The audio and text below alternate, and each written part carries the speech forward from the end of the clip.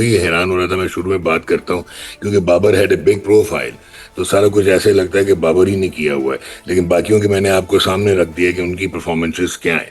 So I am not justifying Babar Azam, he should not have been part of the team.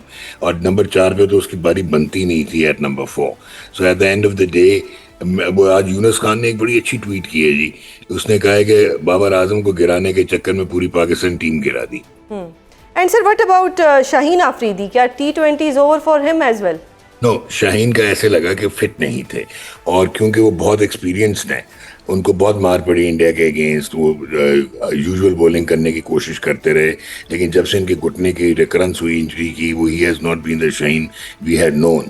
Doctor साहब, सबसे पहले तो ये बताएं कि इंग्लैंड के खिलाफ हमने 15 से 20 रन कम बनाए, या हैरी ब्रुक की शानदार इनिंग्स के आगे हमारी बॉलिंग बेबस हो गई? Well, it's a combination of many things जी। नंबर 1, मैं ये समझता हूँ कि आपने 15 से 20 रन कम बनाए, और इंग्लैंड ने आपको 15 से 20 रन ज़्यादा दिए because of shabby fielding, pedestrian fielding. और आई पर्सनली फील कि ये जो इंग्लैंड की टीम थी, ये इस टूर्नामेंट में, आईसीसी टूर्नामेंट में शायद सबसे ज़्यादा वो इंग्लैंड की टीम थी जो बीटेबल थी। और हमने कुछ अपनी नाअहली की वजह से, कुछ डिसऑनेस्ट डिसीजंस, सिलेक्शंस की वजह से, कोई प्लेयर प्रोटेक्शन की वजह से, और एब्सोल्यूट मैं कहूँगा कि बिल्कुल हॉरेबल कैप्टनसी, मतलब कि कप्तान ऐसे लगा कि है ही नहीं फील्ड में, and some blunders they led to all of this. एक और चीज़ इंपॉर्टेंट है यहाँ पे कि Sahibzada Farhan has been in the runs for Pakistan, बाकी तो किसी ने रन्स किए ही नहीं। आप एक्सपेक्ट करते हैं मिरेकल्स के पाकिस्तान की टीम सेमीफाइनल में पहुंचे, फाइनल में पहुंचे। You will be shock to know कि साम अयूब की 14 की एवरेज रही इस टूर्नामेंट में बैट विद द बैट, और 12 की एवरेज जो है कप्तान सलमान अली आगा की थी, 13 उस्मान खान। तो ऐसे लग रहा है कि ये सारे इकट्ठे फेल हो गए। तो इकट्ठे फेल होते नहीं, इसका मतलब है there is something seriously wrong, या हमारा टेम्पलेट गलत है, या हमारी ट्रेनिंग गलत है। और तो या डॉक्टर साहब, बाबर आजम के बारे में क्या ख्याल है? उनकी एवरेज भी बहुत कम रही। बताने लगा कि इररेलेवेंट, आप मुझे लगा कि आप लोग पाकिस्तान की ये टीम मॉडर्न क्रिकेट से इररेलेवेंस का शिकार है। ऊपर से हम दोस्ती यारी एकोमोडेशन वो करके तो हम बहुत अजीबोगरीब हरकत करते हैं। बाबर आजम के बारे में बड़ा मैं क्लियर कर दूं, मैं तो पिछले कुछ 3-4 महीने से कह रहा था कि जो इनका अनफॉर्चुनेटली जो उनके साथ उन्होंने कोशिश की कि अपनी गेम को चेंज किया जाए for T20 of power hitting और फ्लैट बैट और वट एवर, तो ही लॉस्ट एवरीथिंग, और उनको तो 15 रुकनी टीम का हिस्सा भी नहीं होना चाहिए था। बाय द वे आपको ये मैं बताऊं कि उनकी एवरेज 22.75 रही, इन सारे 3-4 से बेहतर थी।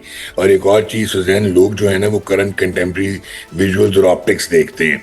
जिस वक्त ये अपने पुराने टेम्पलेट से खेलते थे और ओपन करते थे बाबर और मोहम्मद रिजवान, तो हमारे पावर प्ले में 49 रन होते थे या 50 और एक आउट होता था। अब ये जो सो कॉल्ड हम स्लॉगर्स लाए, जिनको हम पावर हिटर्स का नाम देने की कोशिश करते हैं, तो इनके होते हुए अनफॉर्चुनेटली हमारे 49 ही रन होते हैं पावर प्ले में, और 2 या 3 आउट हो गए होते हैं। So we haven't achieved anything. तो ये जी। और एक और इम्पॉर्टेंट चीज आपने पूछा ये हैरी ब्रुक का।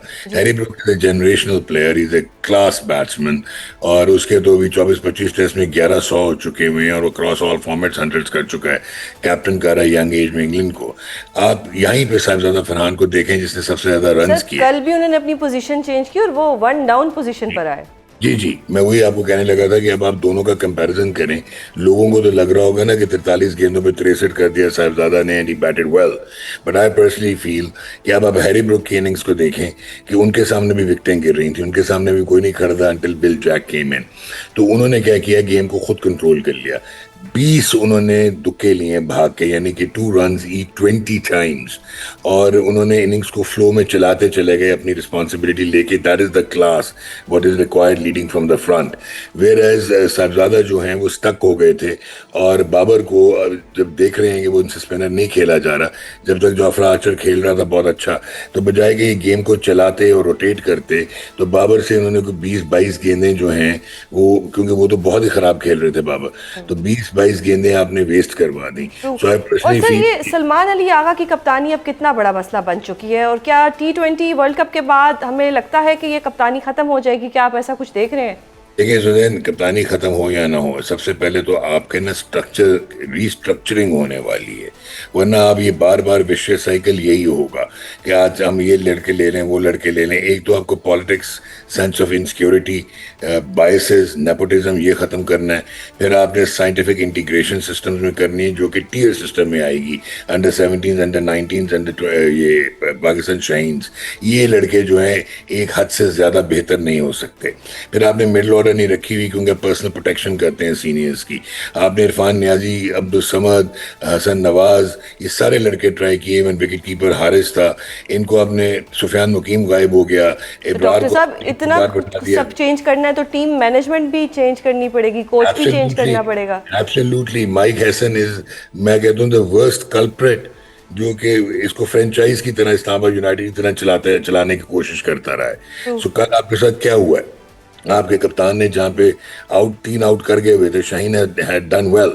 जब आपने वो उस्मान तारिक ने आउट किया है 8वें ओवर में, उसके बाद उसका नेक्स्ट ओवर आना चाहिए था, आपने उसको होल्ड कर लिया फॉर 2 रीजंस।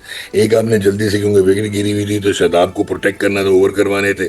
और दूसरा, आपके पास क्योंकि डेथ ओवर का बॉलर नहीं था तो आपने थोड़ा सा लंबा करना था। उस लंबे के चक्कर में 2 ओवर में 37 हो गई, 3 ओवर में मैच एक साइड पे हो गया। By the time Usman Tariq came in, we had already lost it. तो ये तो टोटल टैक्टिकल, स्ट्रेटेजिक, लीडरशिप सबका फुकदान था और डिसऑनेस्ट सिलेक्शन। इब्रार को तो डॉक्टर साहब, अब मैं साइम अयूब का भी जानना चाहती हूँ कि रन्स तो वो कर नहीं पा रहे, तो अब उनको क्या हमने एक बॉलर के तौर पर ही खिलाना है या उनका कोई और भी हम उनको यूटिलाइज कर सकते हैं? रन्स तो नहीं हो रहे। बहुत ही अच्छा क्वेश्चन है। साइम अयूब एक बहुत टैलेंटेड और बहुत ही केपेबल किस्म का क्रिकेटर, बट एटीट्यूड का सख्त इशू है। ऑलमोस्ट 70 T20s हो गए हैं, 20 की एवरेज है। आईसीसी टूर्नामेंट्स, आईसीसी कह रहा हूँ, जो T20 इंटरनेशनल टूर्नामेंट्स में, स्पेशली टूर्नामेंट्स में, उन्होंने, उनकी एवरेज 9.25 है। 14 इनिंग्स में 130 रन है और इस टूर्नामेंट में उन्होंने माशाल्लाह 14 की एवरेज से रन किए हैं। So we need him as a batsman who could bowl, we don't need a bowler who could bat. और अगर यही कराना था तो फिर नीचे लेके आते, फिर एक ऑलराउंडर अपने फेवरेट 3 में से एक को ड्रॉप करते। सो अनफॉर्चुनेटली साइम अयूब की कोई जगह नहीं बनती। मैं वही हैरान हो रहा था, मैं शुरू में बात करता हूँ, क्योंकि Babar had a big profile, तो सारा कुछ ऐसे लगता है कि बाबर ही ने किया हुआ है, लेकिन बाकियों के मैंने आपको सामने रख दिया कि उनकी परफॉर्मेंसेस क्या है। So I am not justifying Babar Azam, he should not have been part of the team. और नंबर 4 पे तो उसकी बारी बनती नहीं थी at number 4। So at the end of the day, वो आज यूनुस खान ने एक बड़ी अच्छी ट्वीट की है जी। उसने कहा है कि बाबर आजम को गिराने के चक्कर में पूरी पाकिस्तान टीम गिरा दी। And sir, what about Shaheen Afridi? क्या T20 is over for him as well? No, Shaheen का ऐसे लगा कि फिट नहीं थे, और क्योंकि वो बहुत एक्सपीरियंस्ड हैं, उनको बहुत मार पड़ी इंडिया के अगेंस्ट। वो यूजुअल बॉलिंग करने की कोशिश करते रहे, लेकिन जब से इनके घुटने की रिकरेंस हुई इंजरी की, वो ही has not been the Shaheen we had known. लेकिन कल उन्होंने क्या किया, क्योंकि एक्सपीरियंस है, तो वो जो एक अंदर गेंद लाते हैं वो ख़त्म कर दिया, जिस पे फिल सॉल्ट डिसीव भी हुए। और उन्होंने, हम इसको कहते हैं विकेट पे पटक के गेंद करना, यानी बेसिक्स पे आ जाना। वो कल बेसिक्स पे आए और बहुत कामयाब हुए। I don't think so what he needs is a proper rehab. और अगर वो अपना रिहैब कर लेते हैं, उनकी बायोमैकेनिक्स रीमॉडलिंग हो जाती है, which should not take much time. उनको सिर्फ थोड़ा सा टाइम ऑफ लेना पड़ेगा, फोकस करके, फिटनेस करके आए, तो he will be the Shaheen Shah Afridi across all tiers the way we have known him.